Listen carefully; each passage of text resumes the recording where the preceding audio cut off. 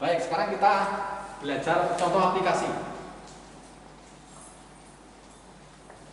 Contoh aplikasi diferensial. Ini banyak sekali contoh aplikasinya, tetapi saya akan diskusi beberapa saja gitu. Jadi misalnya begini. Misalnya saya punya parabola.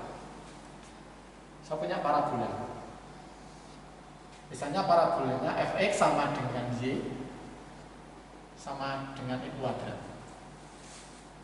Ini sumbu y gitu, ini sumbu y, sumbu x gitu. Kemudian saya punya titik 0,5. Ini titik 0,5.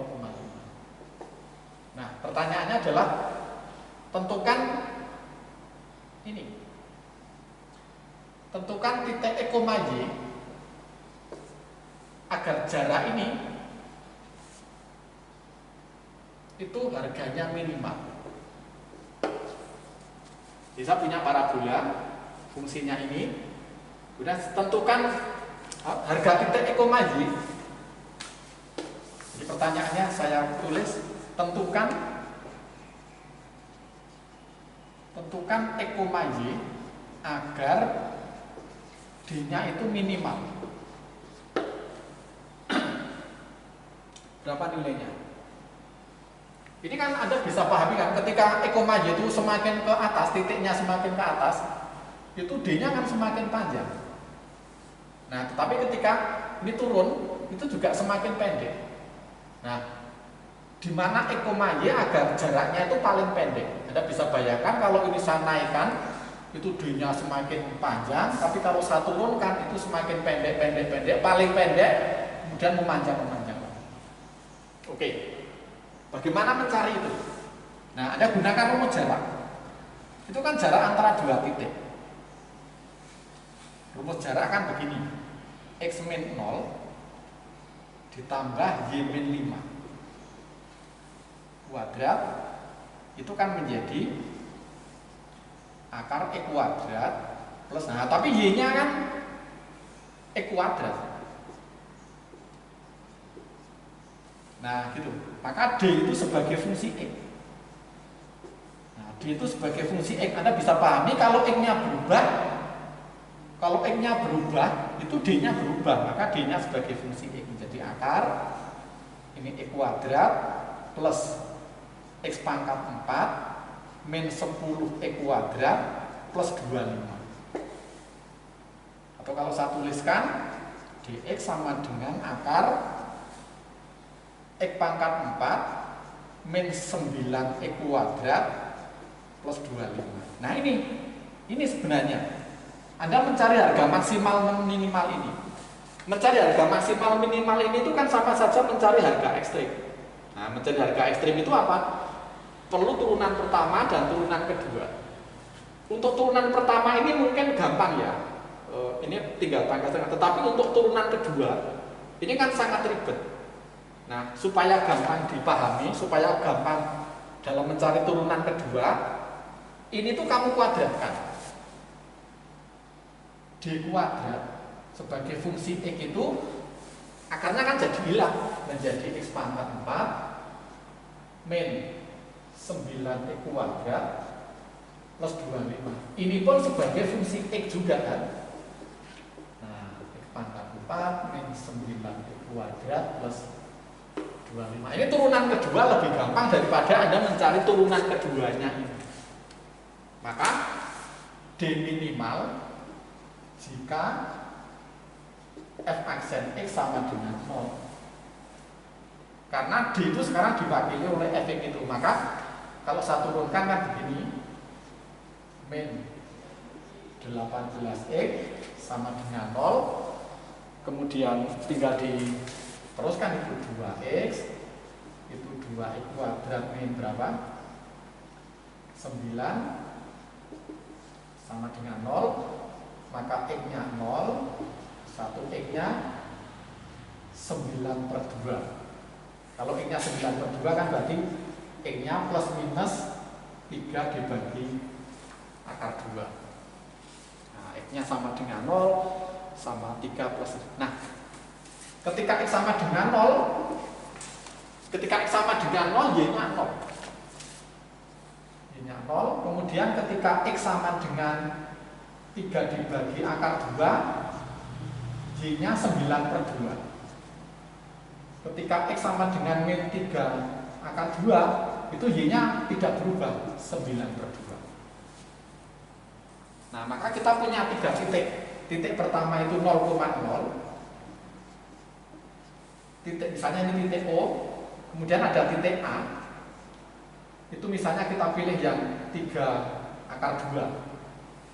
Atau kita pilih yang minus 0,9/2. Lalu yang terakhir titik B misalnya, itu 3 dibagi akar 2,9/2. Nah, ini ada 3 titik itu. Nah, kemudian dari 3 titik itu kita pilih. Maka kalau saya gambarkan kan, bisa saya gambar ulang itu.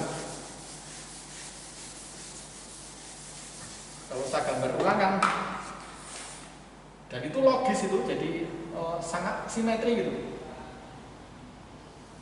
Nah, ini 0,0 titik O di sini.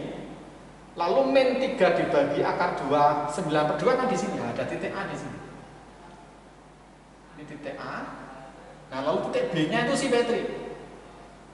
Titik B-nya itu simetri. Nah, lalu D-nya ini. Oke, gambarnya harus sama. Ini D-nya ini.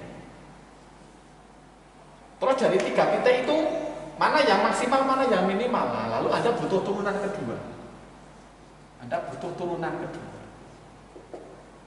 Turunan pertamanya ini, turunan keduanya 12x kuadrat min 18. 12x² min 18. Nah, kamu coba pada titik A 0,0, maka F double aksen 0 ketemunya min 18. Negatif. Kalau negatif berarti pada 0,0 terjadi titik maksimal. Kalau negatif kan malah maksimal. Pada titik B, pada titik, ini titik O, titik O ini. Titik O. Pada titik A, min 3 akar 2,9/2, maka F double aksen dari min 3 dibagi akar 2 itu sama dengan, ini kalau dikuadratkan kan 9/4. Ini 9/4. 9/4 dikalikan 12 kan berapa itu? 9/4 kali 12, 27 dikurangi 18 itu min 9. Nah, 9 itu positif, berarti minimal. Nah, berarti titik minimal. Demikian pula titik B, plus akar 2 9/2, maka F double aksen untuk 3 dibagi akar 2 itu juga 9. Itu juga minimal. Nah, itu maka titik minimal terjadi pada A dan B. Itu berapa minimalnya, Anda tinggal menggunakan minimalnya berapa. Anda menggunakan rumus tadi yang D sama dengan akar tadi. Berapa tadi? X pangkat 4 min 9x kuadrat plus 25. Jadi Anda masukkan harga X pada nilai ini atau ini menyebabkan harga minimal. Nah, seperti itu. Dan yang sulit memang ini, bagaimana kita mencari fungsi ini. Ini yang perlu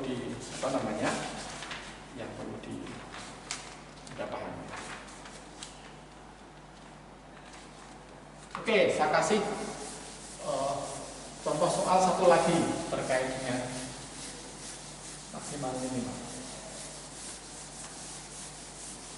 Ilustrasinya begini, ini terkait dengan luas daerah itu. Soal kedua begini, tentukan garis lurus melalui 3,4 yang memotong sumbu koordinat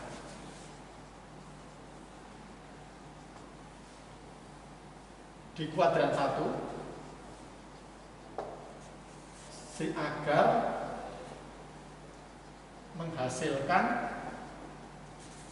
segitiga dengan luas minimum. Tentukan garis lurus yang melalui 3,4 yang memotong sumbu-sumbu koordinat di kuadran 1 akan menghasilkan segitiga dengan luas minimum. Jadi kalau digambarkan begini, saya kasih ilustrasi saja, nanti Anda bisa meneruskan sendiri. Jadi saya punya titik 3,4. Kalau saya punya titik kan bisa dibuat garis. Nah, garis itu memotong ini. Nah, ini 3,4 katakan di sini. Oh, ya, kira-kira di sini. Nah, ini 3,4. Nah, garis yang mulai 3,4 itu kan macam-macam. Kalau ini garisnya ini, lalu segitiganya ini. Kalau garisnya begini, ada segitiga lagi. Kalau garisnya begini, ada segitiga yang lain. Nah, ini persamaan garisnya seperti apa? Agar OAB itu minimum. Apa yang Anda lakukan? Yang kita lakukan adalah kita cari persamaan garisnya dulu. Persamaan garis melalui 3,4 itu gradiennya kan tidak tahu. Nah, gradiennya M. Y min M Y1 sama dengan M X min X1 Y min berapa? 4. Gradiennya tidak tahu. X min X1 nya 3. Atau Y sama dengan MX plus 4 dikurangi 3M. Nah, ketika Anda punya garis ini, jadi logikanya begini. Ketika Anda punya garis ini, itu kan Anda bisa mencari titik potong. Titik potong dengan sumbu X itu ini, titik potong dengan sumbu Y ini.